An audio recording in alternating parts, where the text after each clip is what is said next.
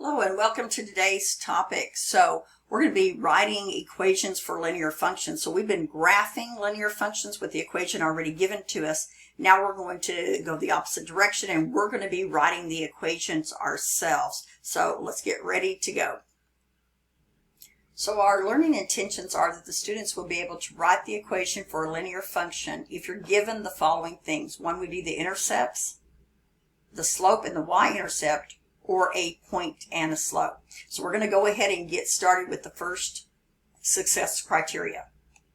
So our first success criteria is that I can write the equation of a linear function given the slope and the y-intercept. So here's some examples that we're going to be looking at.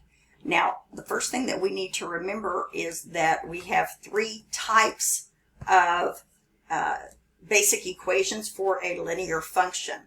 And so one of them is standard form, which is the ax plus by equals c. Now the thing about standard form is we'll actually never use it, we don't use it, to write an equation. So the most common that we do is slope-intercept or point-slope. Now since we've been given the slope and the y-intercept, then slope-intercept is going to be the easiest for us to do. So we can just take and fill in the numbers that we have there.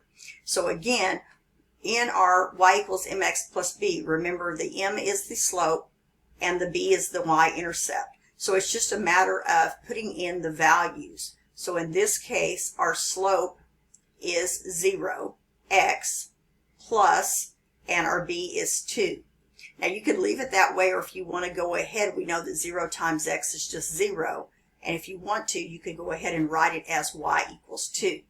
Now y equals 2 is actually going to give us a horizontal line. Okay, a horizontal line. And we'll talk more about that later on. We've probably talked some about it in class. So let's go ahead and do the next one.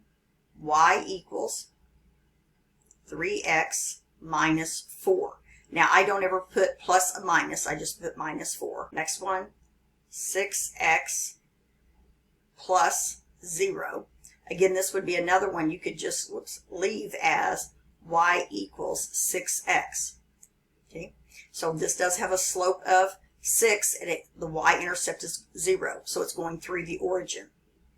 Your next one, y equals 2/3 x plus 5. And your final one, y equals a negative 5/4 x minus 2.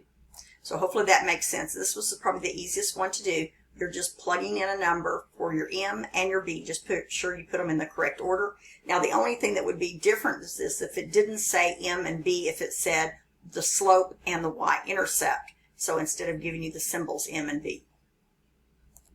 Okay, so your next set of problems are going to be in the form of multiple choice questions.